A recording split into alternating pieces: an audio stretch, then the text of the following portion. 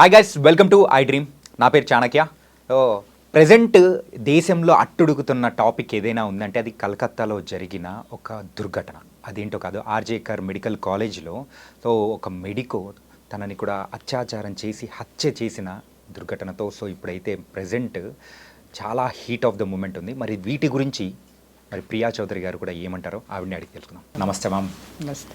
ఈ ఇష్యూ అనేది కూడా ఇంతగా వచ్చింది, ప్రతి ఒక్కరిని కూడా బాధ కలిగించే విషయం. అత్యాచారం, దాంతోపాటు అమ్మాయిని కూడా హత్య కూడా చేశారు.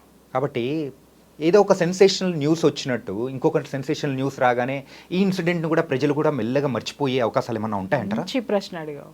బ్రహ్మాండంగా మర్చిపోతాం. ఎందుకనంటే నేను జర్నలిస్ట్గా పనిచేసినప్పుడు కూడా చాలాసార్లు ఫేస్ చేశాను ఇది. నేను ఏదైనా ఒక కేసు పట్టుకున్నానంటే వాడికి శిక్ష పడేంత వరకు దాని వెనకే పడతా. ఆ పడిన తర్వాత కూడా దాన్ని పట్టుకొని వస్తా. నేను చాలాసార్లు కూడా నా పై ఉన్నటువంటి వాళ్ళందరూ ఎడిటర్స్ వాళ్ళందరూ ఏమనేవారంటే, అమ్మా ఇది 2 రోజులు అయిపోయింది కదా, ఇది స్టేరు, ఇంకా దీని గురించి ఆపేసే, కొత్తదేమన్నా ఉంటే పట్రా అని మాట్లాడిన రోజే నా మనసు జర్నలిస్ట్గా ఎప్పుడో చచ్చిపోయింది అయ్యా. నా తాపత్రయం ఏంటి అనంటే, నేరం చేసిన వాడికి ఎలాంటి శిక్ష పడిందో కూడా చివరి వరకు నువ్వు ఫాలో అప్ పెట్టి చూడు. అడుగడుగునా వాడిని జనంలో మర్చిపోనివ్వకుండా చేయి. ఏ శిక్ష పడిందో శిక్ష పడేటట్టు నువ్వు చేయి. పడిన తర్వాత ఆ శిక్ష ఏంటనేది జనాలకి కొన్ని వందల వేల సార్లు చెప్పు. కొన్ని వందల శిక్షలు పడుతున్నాయి ఈరోజు, కోర్టుల్లో తీర్పులు వస్తున్నాయి బయటికి. తీర్పుల గురించి ఎందుకు మాట్లాడరు? సెన్సేషనల్ తీర్పులు మాత్రమే మాట్లాడతారు. ఏది మాట్లాడతారు? దిశ ఎన్కౌంటర్ జరగానే ఎన్కౌంటర్, అప్పుడు దాకా వార్తలు ఏం లేవు, చచ్చిపోయినాం మనం. అది ఒక్కసారి ఊపు వచ్చేసింది. ఆ ఊపు రాగానే ఆ దిశ ఇష్యూ ఏం పడింది, ప్రపంచం మొత్తం కూడా ఆ చర్యని దేని మీద పడింది? నిర్భయ మీద పడింది. This is nature. విశ్వం ఇదే. విశ్వం యొక్క చర్యలు ఇలాగే ఉంటాయి. 7 సంవత్సరాల నుంచి ఆ కేసు బయటికి రానేలే. లాగుతున్నాడు. ఇందాక నేను అన్నాను చూసావా, నేను ప్రొఫెషన్ గురించి నేను పేరెత్తితే బాధపడతారేమో కానీ ఒకానొక మహోన్నతమైనటువంటి వ్యక్తి ఆ యొక్క నేరస్తుల్ని కాపాడటానికి 7 సంవత్సరాలు న్యాయంలో ఎన్ని లొసుగులు ఉన్నాయో న్యాయశాస్త్రంలో అన్ని వాడి పారేస్తుంటే, ఒరే నువ్వు ఇట్టా వాడుతున్నావంటే ఆడపిల్లల్ని నేను కాపాడలేనురా, కాపాడే సిచ్యువేషన్ని తీసుకురావాలి అని చెప్పి ఒక ఉధృతిని జనంలోకి, ఆ విజన్ని తీసుకెళ్ళి ఆ శక్తిని నింపి, ఆ శక్తి ఆ సెగ ఢిల్లీ దాకా దాకింది, హైదరాబాద్లో ఉన్నటువంటి సెగ. అప్పుడు కదా వాళ్ళకి ఉరిశిక్ష పడింది బాబు. అప్పటి వరకు ఎక్కడ జరిగింది? ఎవడు మాట్లాడాడు? నేను అడుగుతున్నాను.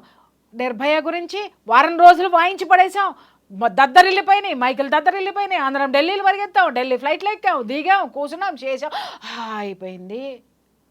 కానీ శిక్ష ఎవరు వేశారు? ఇంకొక నేరం వేసింది శిక్ష. ఎవరు దాన్ని అంతవరకు తీసుకెళ్లారు? ఆ ఎనర్జీని, ఆ ఫ్రీక్వెన్సీని నేచర్ తీసుకొని వెళ్ళింది. ఎప్పుడో తర్వాత అప్పుడు నిర్భయ మనకి సంఘటన గుర్తొచ్చింది. నిర్భయ కేసు కదిలింది, నిర్భయ కేసు ఇలా ఉంది, నిర్భయ కేసు అలా అయిపోయింది అని చెప్పేసి అని అప్పుడు ఉరి శిక్ష, కేల్కతం, దుకాన్ బంద్, అందరూ కామైపోయి కొంచెం కూల్ డ్రింక్ తాగేసాం, కొంచెం టీలు తాగేసాం, కొంచెం కాఫీలు తాగేసాం, మళ్ళీ ఏం జరుగుతుందా అని చూస్తున్నాం. ఈలోపు ఇది ఇన్ని సంవత్సరాల తర్వాత ఇది వచ్చిందనమాట. మన బతుకులు ఇంతే, మనం బాగుపడం. సిగ్గు లేదు మనకి, లజ్జ లేదు మనకి, సామాజిక బాధ్యత అసలే లేదు మనకి. అర్థమైందా?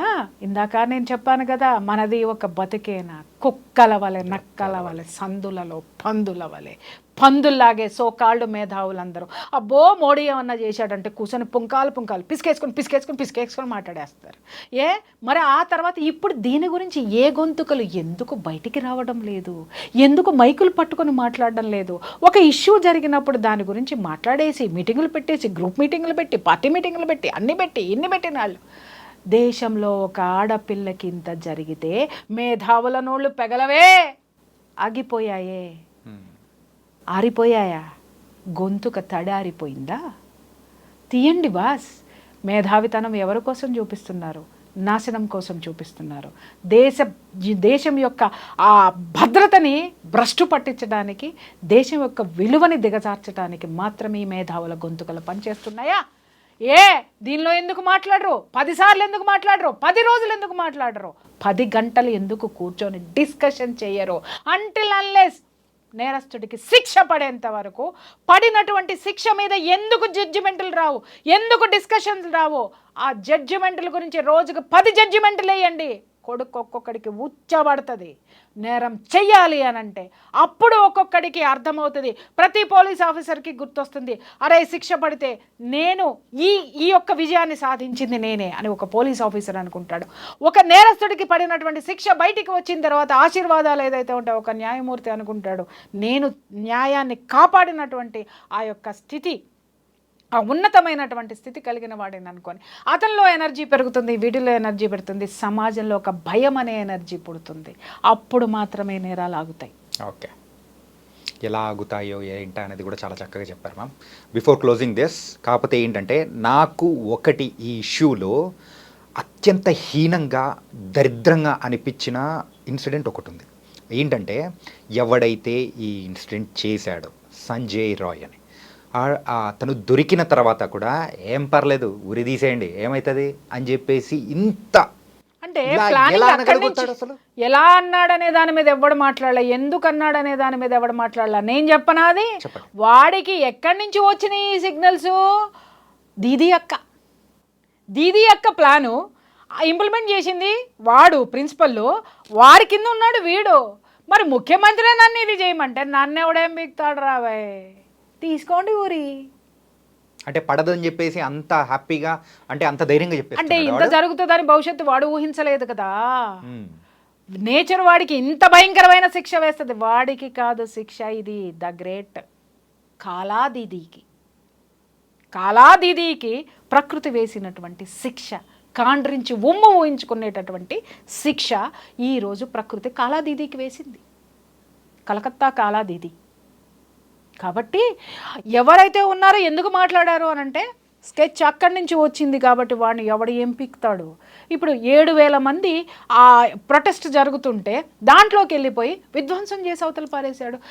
తూచి అన్నారు. ఇది తూచి కాదు రావే, నేను చెప్తున్నాను కదా, ఆట ఇప్పుడే మొదలయ్యింది. అంతం ఖచ్చితంగా ప్రకృతి చేతిలో డెఫినెట్గా ఉంటుంది. ఓకే, సో ఇంకా చాలా మాట్లాడేది ఉంది, ఇంకా మనం మాట్లాడుకుందాం మ్యామ్. కానీ ఏంటంటే ఈ రోజుకి మాత్రం థ్యాంక్ యూ సో మచ్. కాకపోతే ఏ యాంగిల్ నుంచి ఎటు వచ్చినా కానీ సో దానికి వెనకల అంటే ఎవరుంటారు ఏంటి అనేది కూడా మీరు చాలా నీట్గా కూడా ఎక్స్ప్లెయిన్ చేసి చెప్పారు. So thank you so much Priya Chaudhary garu. Thank you. So guys, ప్రతి ఒక్కరు కూడా మరి ఈ ఇన్సిడెంట్ గురించి తలుచుకున్నారంటే ఖచ్చితంగా గుండె తడి, ఖచ్చితంగా కంట్లో నుంచి నీరు వచ్చేది కూడా ఖచ్చితంగా ఉండే ఉంటుంది. అయ్యో అనుకున్న క్షణాలు కూడా మనకు ఉండే ఉంటాయి. కాబట్టి ఇలాంటివి మన ఇంటి వరకు కూడా రాకూడదు అని అనుకుంటే మనం కూడా సామాజిక బాధ్యతతో ఏదైనా కానీ తప్పులు జరుగుతున్నాయంటే ప్రశ్నించే అవకాశం అనేది కూడా మీరు తీసుకొని దాన్ని ప్రశ్నించారంటే మనం ముందుకి జాగ్రత్తగా వెళ్ళొచ్చు, భవిష్యత్ తరాలని కూడా మనం హ్యాపీగా ఉంచవచ్చు.